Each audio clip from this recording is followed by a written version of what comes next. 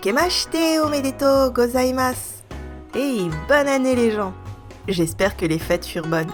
Pour fêter le premier nouvel an d'Asobo, je voulais partager avec vous quelques activités du nouvel an qui sont typiques au Japon. Vous le savez certainement, mais au pays du soleil levant, c'est pas à Noël qu'on essaye de se retrouver en famille. Mais bien pour le fameux Oshogatsu, la célébration du nouvel an. Commençons donc par un peu de contexte. Les Japonais travaillent à fond toute l'année durant, mais en ce jour de fête, il est traditionnel de ne plus travailler, femme au foyer comprise. Il est d'ailleurs de tradition d'aller faire un bain de foule, une excursion au temple, pour prier et piocher la bonne fortune ou la mauvaise fortune de l'année, et de boire du saké aux épices ou du saké chaud. Et vous vous doutez bien que dans ce cadre, le divertissement est à l'honneur ce jour-ci. Pas mal de familles regardent la télé.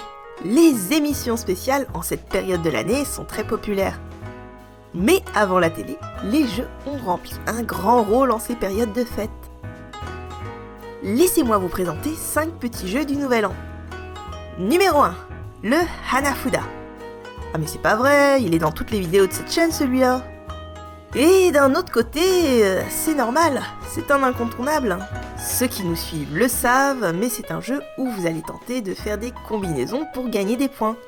Voici une liste d'alternatives qui vous permettront de vous initier à ce jeu. Numéro 2, le Hyakunin Isshu, aussi connu sous le nom de Karuta. Ça fait un moment que j'ai envie de vous parler de ce jeu, presque depuis le début de la chaîne en fait.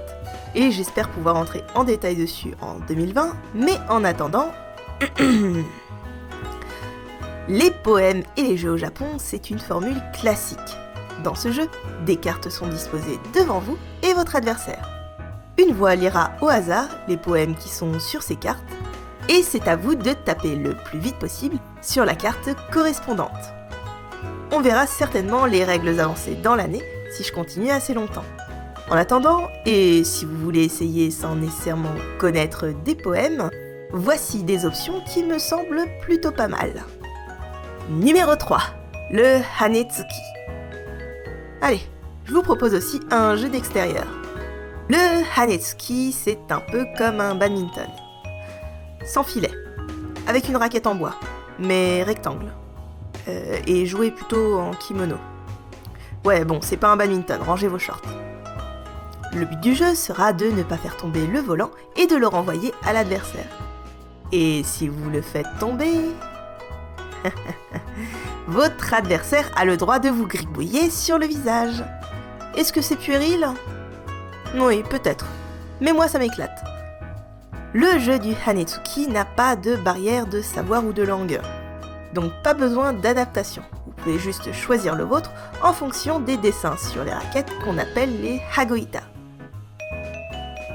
Numéro 4, le Fukuwarai. Je dirais que c'est typiquement un jeu que vous voudrez faire avec des photos de vos proches. Mais traditionnellement, on utilise plutôt le visage de la Otafuku, aussi appelée Okame, qui est un visage de femme avec un gros menton et des grosses joues. Le but du jeu sera de replacer les éléments de son visage au bon endroit, mais avec les yeux bandés. Et les gens autour de vous sont censés vous guider. Pour plus de fun, pensez à mettre des éléments de visage qui ne sont pas sur l'image originale. Et je vous mets avec plaisir un lien vers des Fukuwarai à imprimer vous-même.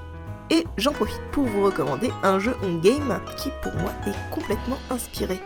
Je sais que c'est pas les mêmes règles, mais c'est un on game, donc voilà, je fais ce que je veux. Numéro 5, les komas. Sortez vos Beyblades, les amis.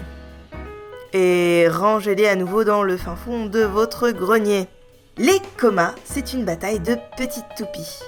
En 3 étapes. Étape 1, enroulez votre fil autour de votre toupie. Étape 2, lancez votre toupie en tenant le bout de votre ficelle, ça la fera tourner très très vite. Et étape 3, regardez vos toupies se taper. Les komas qu'on connaît le plus sont faites en bois, et parfois elles sont entourées de métal. Et aussi des fois, pas du tout. Il existe aussi ce qu'on appelle les beikomas, des toupies toutes petites et en métal. Ces petites toupies, elles sont pas faciles à trouver, donc prenez-en plusieurs, sinon vous n'aurez pas souvent l'occasion de pratiquer. Sur ce, merci d'avoir regardé cette vidéo. Je vous souhaite une année 2020 pleine de magie et de jeux. Et puis moi, je retourne travailler sur mes vidéos. Tchuss!